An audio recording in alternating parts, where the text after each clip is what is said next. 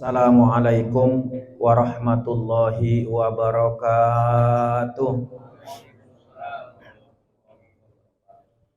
Bismillahirrahmanirrahim.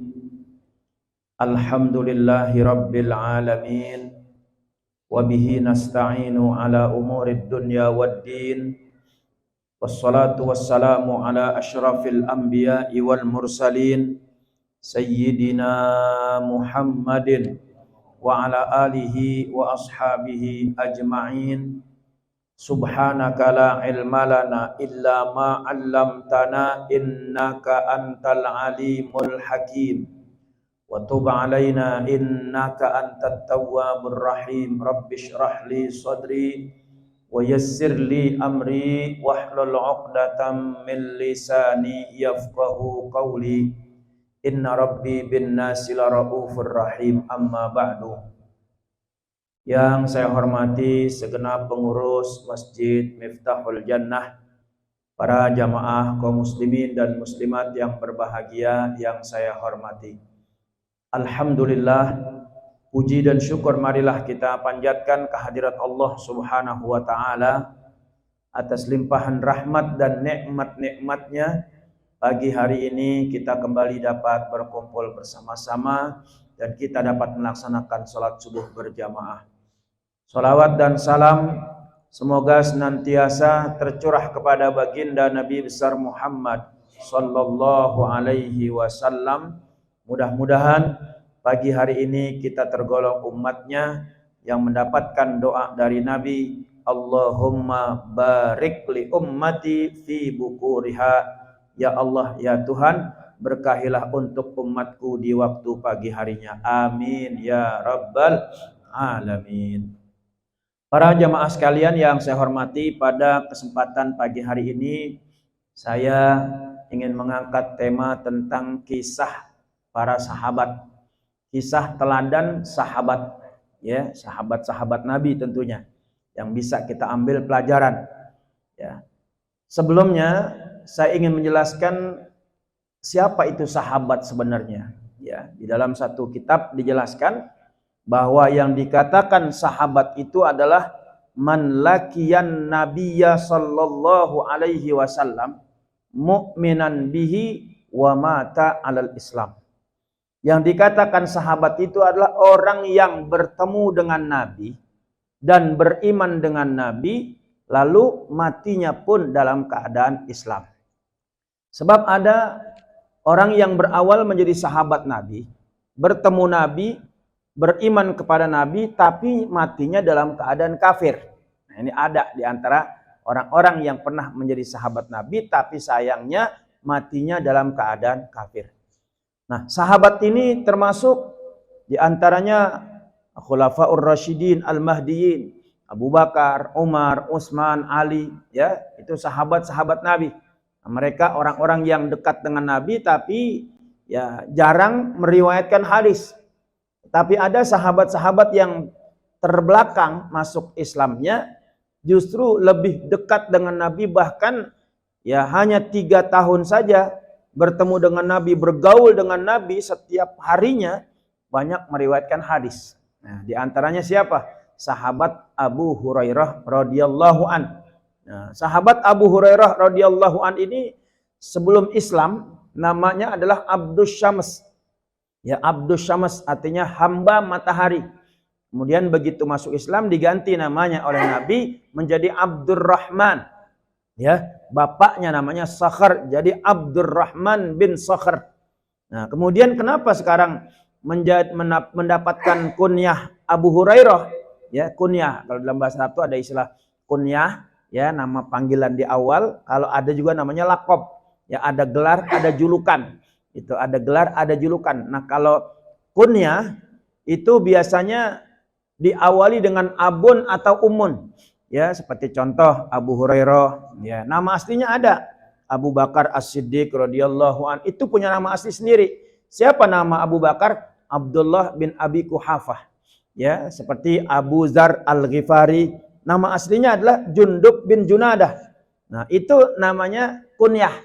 Nah, kalau yang di belakang-belakang seperti Abu Bakar As-Siddiq, As-Siddiq itu namanya Lakop gitu ya, lakop seperti Musailamah Al-Kadzab. Nah, itu namanya lakop. Jadi ada kunyah, ada lakop gitu. Kalau kunyah diawali dengan abun atau umun gitu. Ya, mereka punya nama sendiri. Nah, sementara Abu Hurairah ini kenapa dia dipanggil Abu Hurairah? Abu artinya bapak, Hurairah itu dari kata hirrah yang ditasgir menjadi Hurairah, artinya kucing. Oh, bapaknya kucing. Tuh meong-meong dia tuh dibilang bapaknya kucing, dia meong-meong tuh.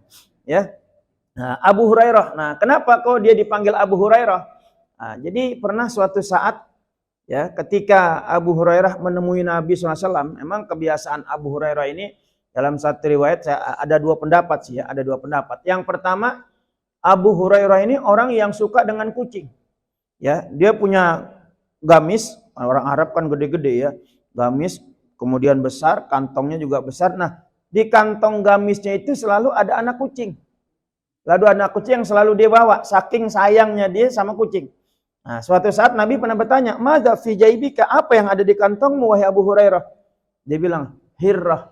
Kucing ya Rasulullah. Nah, Nabi bilang, "Idzan anta Abu Hurairah." Kalau gitu engkau bapaknya kucing. Tuh, ya awalnya begitu. Itu ada satu riwayat seperti itu. Tapi ada riwayat lain yang mengatakan kenapa dia dipanggil Abu Hurairah? Karena tingkah laku kucing tuh, kalau kita udah sayang nih kayak begini kucing, udah sayang nih sama kita nih, kita rawat, kita perhatiin makannya, ya apalagi kayak kucing-kucing Persia itu, kucing pesek tuh yang mahal. Orang pesek jelek ya, kucing Persia pesek mahal. Ya, itu disayang banget itu. Nah, kalau kita mau kemana-mana, jangankan kucing rawatan, kucing liar aja kalau kita tiap hari kasih makan pagi, sore kasih makan. Nanti kalau kita mau kemana-mana tuh dia ngikutin tuh. Saya nggak punya kucing, tapi kadang-kadang suka ada makanan sisa sahur nih sama anak saya, kasih kucing, kasih kucing. Nah, itu kalau mau keluar, meong-meong muter-muter di kain saya, ngintilin, bahasa Betawinya ngintilin, ngikutin aja. Nah, Abu Hurairah dengan Nabi Muhammad tuh kelakuannya begitu. Kemana aja Nabi pergi, dia selalu ngikut. Ya, bahkan Nabi sering kali mengajak Abu Hurairah tidur bareng sama Nabi satu balai. Dia nggak mau. Ya, dia nggak mau. Kenapa? Dia pengennya di bawah balai dengan maksud nanti kalau Nabi turun dari balai, nah itu kan nginjek dia tuh. Nah, itu yang diharap sebegitu. Nah, ini salah satu contoh sahabat Nabi yang bernama Abu Hurairah. Nah, Abu Hurairah ini dalam satu riwayat dia dulunya orangnya suka lupa gitu. Makanya ketika dia bergaul dengan Nabi selama 3 tahun dekat dengan Nabi, ya dia selalu menyediakan persiapan Nabi mau ibadah, Nabi mau mandi, dia yang nyiapin semua-muanya. Makanya dia termasuk sahabat yang banyak meriwayatkan hadis. 5.374 hadis yang diriwayatkan oleh Abu Hurairah. Nah, dia pernah minta doa sama Nabi, "Ya Rasulullah, doain aku biar aku nggak jadi orang pelupa. Ya, biar apa yang kau sampaikan kepadaku ada semua di otakku, nggak ada yang aku lupakan." Nah, lalu Nabi SAW ambil sorbannya. Sorbannya diambil, Nabi hamparkan sorbannya, kemudian ditepok tuh sorbannya 3 kali. Ditepok 3 kali, Nabi bilang apa? Dummahu, peluk. Nih kayak begini nih, dipeluk sorbannya dilebarin, dipeluk. Nah, kemudian Nabi bilang, "Falan tansahu abada." Kau nggak akan pernah lupa dengan apa yang aku sampaikan kepada engkau. Padahal dulunya pelupa. Setelah didoain sama Nabi, kontan dia, orang yang ingatannya luar biasa. Makanya termasuk sahabat yang paling banyak meriwayatkan hadis, yaitu Abu Hurairah. Nama aslinya adalah Abdurrahman bin Sakhr. Orang kalau didoain Nabi, Masya Allah, luar biasa. Ya, banyak sahabat-sahabat yang didoain sama Nabi semuanya sukses, berhasil. Seperti contoh yang pernah saya katakan, Anas bin Malik. Ya, didoain sama Nabi. Ibunya ketika Anas bin Malik di usia 10 tahun, bawa Anas bin Malik, "Ya Rasulullah, aku serahkan anakku ini untuk menjadi pelayan engkau." Padahal masih umur 10 tahun. Ya, nah, tapi doain dulu ya Rasulullah, doain. Ya, apa yang ingin kau doakan buat anakku ini? Nabi doain. Ya, Allahumma tawil umrahu. Ya Allah, panjangkanlah umurnya. Ya, kemudian banyakkanlah wa aktsir amwalahu. Banyakin hartanya. Wa aktsir auladahu. Banyakin anak-anaknya. Oh, anaknya sampai 120 anak dia sama keturunannya tuh. 120. Nah, kemudian apa lagi? Wa adkhilhul jannah. Masukkan dia ke dalam surga. Itu doa Nabi enak banget tuh.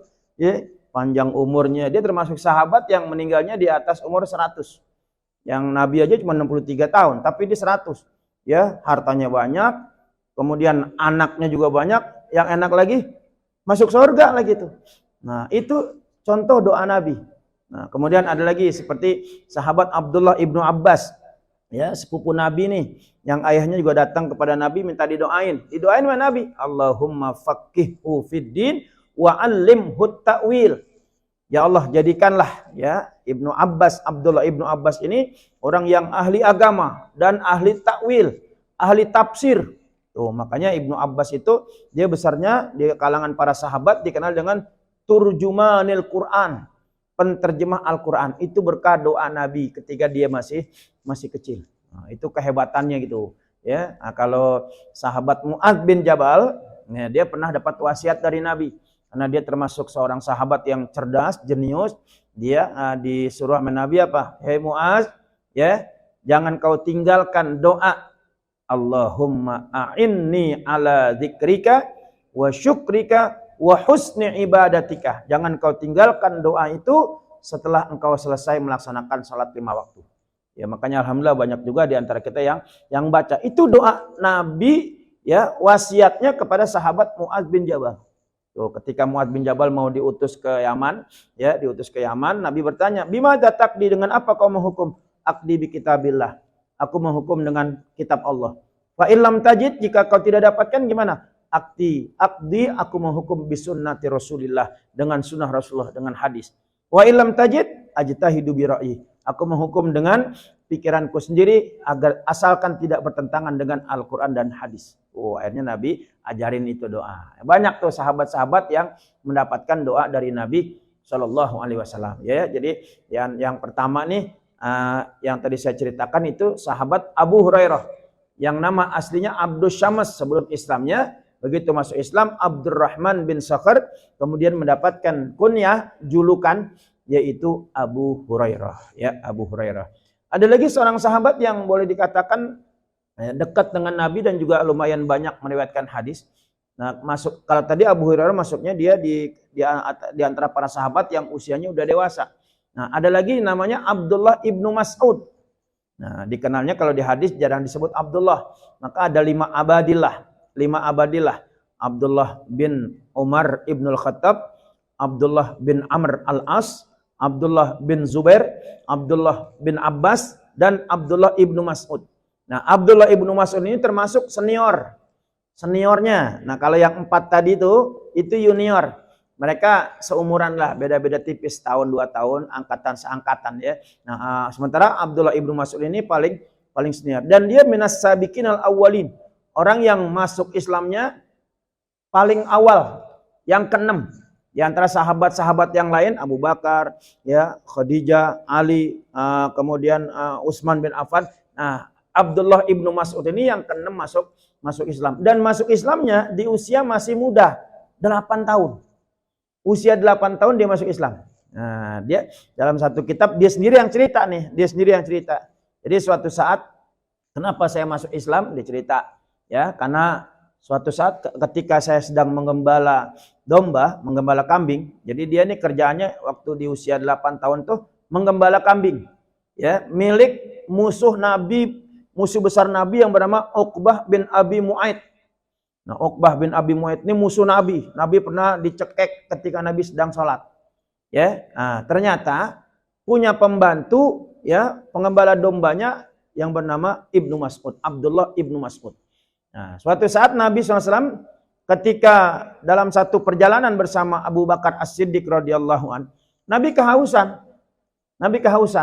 Ya, nah, Nabi Abu Bakar haus, sudah terlalu jalan panjang, ya nggak ada minum. Kemudian Nabi mendatangi Abdullah ibnu Mas'ud yang sedang mengembala domba segitu banyaknya.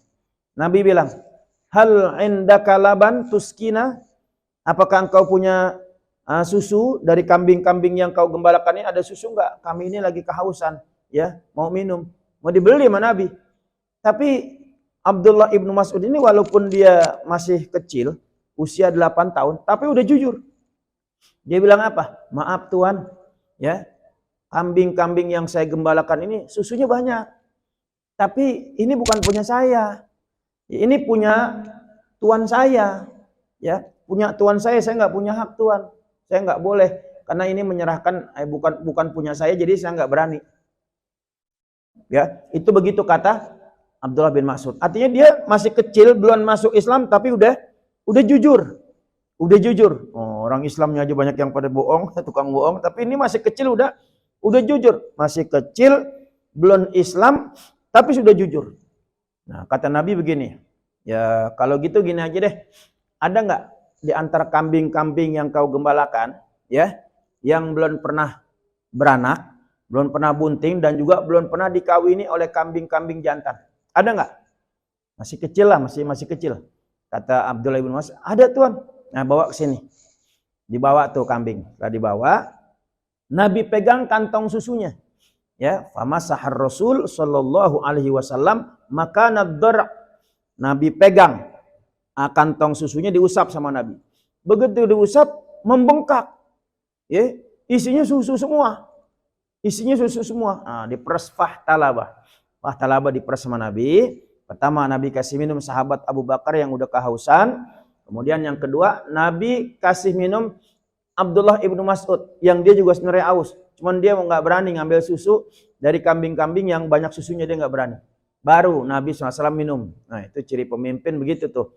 Ya, nggak minum haus duluan, nggak, kasih orang lain dulu baru minum, baru terakhir dia. Ya, itulah hebatnya Nabi. Ya, udah selesai. Kemudian Nabi bilang lagi, Nabi usap lagi tuh kantong susunya. Iklis, kempes lagi. Kembali lagi perawan. Oh, balik lagi jadi perawan lagi tuh kambing. Ya, kempes lagi, diusir dah, suruh pergi kambingnya. Ini Abdullah ibnu Mas'ud kagum. Ya, ngelihat kejadian seperti itu dia kagum. Ya, apa yang dia lakukan? Tuan, alimni ilman, ajarkan aku ilmu itu. Oh, kalau diajarin enak tuh dia ya. Kalau dia haus tinggal usap aja kantong susunya, minum, kempesin lagi, udah nggak ketahuan kan. Nah, cuman kata Nabi apa? Nabi nggak ajarin. Nabi cuman bilang apa? Nabi doain aja. Barakallahu laka wa anta ghulamun muallimun. Semoga Allah berkahi engkau. Engkau adalah anak yang cerdas dan jujur. Lalu Nabi mau meninggalkan Abdullah ibn Mas'ud karena udah selesai kan? Ya. Ini Abdullah ibn Mas'ud mau ngikut. Mau ditinggalin tuh domba gembalanya, mau ditinggalin. Ya, selesain dulu urusanmu, nanti mau ikut. Akhirnya masuk dalam agama Islam. Tuh. Itu satu kejadian yang sangat luar biasa ya yang terjadi pada Abdullah ibnu Mas'ud. Dan Ibnu Mas'ud itu seorang sahabat yang boleh dikatakan, maaf, dari segi badan, dari segi fisik, kecil, kurus, ya, dan betisnya pun kecilnya atau kurusnya luar biasa kurus deh. Tapi dia sahabat yang walaupun kecil, pendek, kurus, berani. Dia pernah dipukulin sama orang-orang kafir. Dia orang yang pertama kali membacakan Al-Quran di depan orang-orang kafir. Ya, dia bilang apa? Ya Rasulullah, aku ingin bacain Quran di depan orang kafir. Kata Nabi, jangan, belum waktunya. Nanti kamu babak belur. Enggak apa-apa. Wow, dia berdiri di tengah-tengah Ka'bah tuh, ya. Dia bacain Quran. Udah habis dipukulin, dianggap orang gila. Babak belur. Kata Nabi apa? Kan udah dibilang, ya. Akhirnya diobatin sama Nabi, disembuhin lagi. Ya. Nah, keesokan hari ketika Nabi SAW memerintahkan Abdullah ibnu Mas'ud ini untuk naik pohon. Nabi minta tolong ambilin sesuatu. Ya, yang tadi saya katakan Abdullah ibnu Mas'ud ini walaupun dia kurus, pendek, betisnya kecil, tapi dia kalau ke masjid, kalau sholat itu paling necis pakaiannya.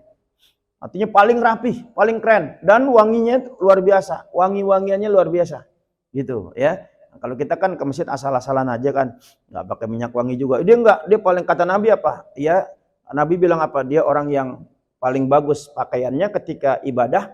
Dan paling wangi badannya ketika dia ibadah, kata Nabi. Cuma sayang dia punya betis kecil. Begitu Nabi suruh dia naik ke pohon, ngambil kayak kayu arak gitu ya buat siwak itu. Nah, kemudian sahabat-sahabat melihat Abdullah ibnu Mas'ud ini kakinya kecil banget, diketawain. Pada ketawa, ya kecil banget tuh betis gitu kan. Gitu. Nabi marah. Nabi ngelihat, "Ngapa kalian semua ketawa?" Itu ya Rasulullah, betisnya Ibnu Mas'ud kecil banget gitu ya. Pada yang ledek-ledek kayak jempol saya, yang kayak begini, wah macam-macam. Akhirnya Nabi SAW bilang apa? La rijlu Ibnu Mas'udin asqalu fil mizan min Uhudin. Ya, bahwasanya betisnya Ibnu Mas'ud itu nanti ditimbang ya lebih berat dibanding dengan gunung Uhud. Tuh, Nabi bilang begitu. Kenapa? Jangan main-main, jangan lihat orang dari fisiknya, ya, tapi lihatlah orang itu dari amal ibadahnya. Amal ibadahnya beda sama kalian. Ini luar biasa nih orang. Nah, di situ Nabi puji sahabat Nabi. Nah, ini bisa kita ambil tuh ya ceritanya. Jadi saya ceritain dua sahabat Nabi yang memang dia dari awal bertemu dengan Nabi, beriman dengan Nabi dan meninggal pun dalam keadaan Islam. Nah, tapi ada yang dulunya pernah jadi sahabat Nabi, ya, bertemu dengan Nabi, beriman dengan Nabi, bahkan dia hafal Quran, tapi sayang matinya kafir. Nah, matinya kafir. Siapa itu? Rajal bin Unfuwah. Ya, Rajal bin Unfuwah. Nabi pernah ketika sedang berkumpul para sahabat-sahabat, termasuk ada Abu Hurairah, Rajal bin Unfuwah dan sahabat-sahabat yang lain. Nabi bilang begini sama para sahabat. Ya, nanti di antara kalian ada orang yang gigi gerahamnya lebih besar dari gunung Uhud tapi di neraka. Nanti di antara kalian ada yang masuk neraka, gigi gerahamnya lebih besar dari gunung Uhud. Coba, masuk neraka gigi gerahamnya lebih besar dari gunung Uhud. Nah, kemudian satu persatu sahabat yang mendengar ya omongan Nabi tadi meninggal dunia. Tinggal dua orang. Abu Hurairah sama Rajal bin Unfuwah. Nah, Abu Hurairah juga takut juga. Ini sahabat-sahabat yang dengar apa yang dikatakan oleh Nabi, mereka udah meninggal, tapi meninggal mereka matinya mati syahid semua. Mati dalam peperangan. Tinggal kata Abu Hurairah, tinggal aku sama Rajal nih. Siapa nih yang nanti gerahamnya ada di neraka lebih besar dari gunung Uhud? Rasa takut itu selalu menghantui Abu Hurairah. Tapi akhirnya Allah tunjukkan. Ya Allah tunjukkan siapa di antara Abu Hurairah dengan Rajal bin Unfuwah ini ya yang tadi Nabi bilang itu gigi gerahamnya ada di neraka lebih besar daripada gunung Uhud. Nah, ternyata Rajal bin Unfuwah ya. Nah, ketika sahabat Abu Bakar As-Siddiq radhiyallahu an menjabat sebagai khalifah, setelah Nabi wafatkan Abu Bakar naik jadi khalifah tuh. Nah, kemudian ada tiga golongan yang membangkang dan diperangi oleh Abu Hurairah, Abu Bakar. Yang pertama orang-orang yang murtad keluar dari agama Islam. Yang kedua orang yang nggak mau bayar zakat. Nah, yang ketiga orang yang mengaku dirinya nabi. Ya, nabi-nabi palsu. Ya, antaranya Musailamah Al-Kadzab. Ya, Musailamah Al-Kadzab. Nah, ini pengikutnya makin banyak nih. Setelah Nabi SAW wafat, pengikutnya Musailamah Al-Kadzab makin banyak. Ya, makin banyak. Lalu Abu Bakar ya mencari cara gimana untuk menyadarkan Musailamah Al-Kadzab atau kita perangin aja dah. Nah, Rajal bin Unfuwah angkat tangan. Saya Tuan Khalifah. Saya akan datengin tuh ya Musailamah Al-Kadzab dan saya akan ajak dia ya berhenti jadi nabi palsu dan dia akan ikut gabung dengan kita nanti. Oh, maksudnya mau nyadarin. Kalau nggak mau sadar, saya perangin aja. Ya, saya perangin aja. Nah, itu tujuannya begitu. Nah, Abu Bakar bilang, ya sudah kalau emang kau sanggup. Nah, karena Abu Bakar yakin kalau Rajal bin Unfuwah ini dia hafal Quran, dia orang yang dekat dengan Nabi dan juga pernah ikut hijrah bersama Nabi SAW. Abu Bakar yakin, ya udah diutuslah Rajal bin Unfuwah. Ternyata Rajal bin Unfuwah begitu bertemu dengan Musailamah Al-Kadzab, diiming-iming jadi wakilnya. Diiming-iming jadi wakilnya dengan jabatannya, dengan gajinya, semuanya dia dapat kekuasaan ini. Akhirnya malah dia ikut jadi pengikut Musailamah Al-Kadzab. Tuh, makanya jangan sembarangan tuh jadi wakil tuh ya.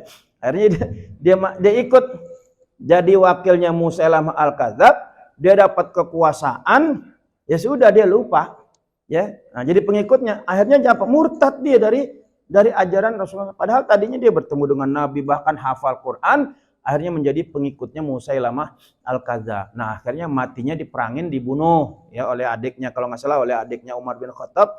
Nah, dibunuh. Nah, disitulah terbukti ucapan Nabi bahwa ya Rajal bin Unfuwah yang masuk ke dalam neraka yang gigi gerahamnya lebih besar daripada gunung Uhud. Oh ya, makanya yang dikatakan sahabat itu siapa? man laqiyan nabiyya sallallahu alaihi wasallam mu'minan bihi wa mata 'alal Islam.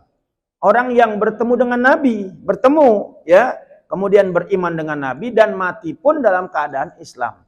Bahkan ada lagi penjelasan tentang sahabat itu adalah orang yang bertemu dengan Nabi, beriman dengan Nabi dan ikut berjuang dengan Nabi ya, dan matinya dalam keadaan Islam. Ya, tapi banyak juga ulama yang mengatakan nggak harus ikut berjuang dengan Nabi, yang penting dia bertemu Nabi, beriman dan dia matinya dalam keadaan Islam ya. Nah, kalau setelah sahabat siapa? Tabi artinya pengikutnya sahabat ya, dia beriman kepada Nabi Muhammad tapi melalui sahabat. Nah, itu namanya tabi. Nah, kalau kita udah tabi, udah estafetnya kebanyakan ya, kebanyakan. Jadi Nabi Muhammad, kemudian sahabat, tabi'in terusnya.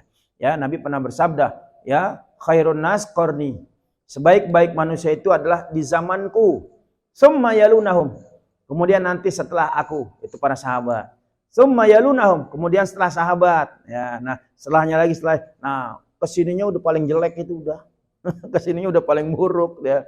Nah, makanya ini di antara yang bisa kita ambil pelajaran dari sahabat-sahabat Nabi Shallallahu Alaihi Wasallam ya. Mudah-mudahan sedikit yang saya sampaikan ini bermanfaat buat kita semua dan kita bisa meniru ya apa yang diajarkan dan diperintahkan oleh Rasulullah Shallallahu Alaihi Wasallam ya. Sebab Nabi bersabda, "Alaikum bisunnati wa sunnatil khulafa'ir rasyidin al mahdiyyin." Hendaklah kamu ikut sunnahku dan sunnah khulafaur rasyidin. Sahabat Abu Bakar, Umar, Utsman, Ali, bahkan sahabat-sahabat yang lain yang selalu istiqomah dan menjalankan perintah dari Allah dan Rasulnya. Termasuk sahabat Abu Hurairah, Abdullah ibnu Mas'ud, dan sahabat-sahabat yang lain. Ya, mudah-mudahan sedikit yang saya sampaikan ini bermanfaat buat saya dan buat kita semua. Ya, mungkin ini terakhir pertemuan saya dengan para jamaah di bulan Ramadan tahun 1443. Ya, udah 6 kali ya Pak Haji ya. Nah, alhamdulillah, mudah-mudahan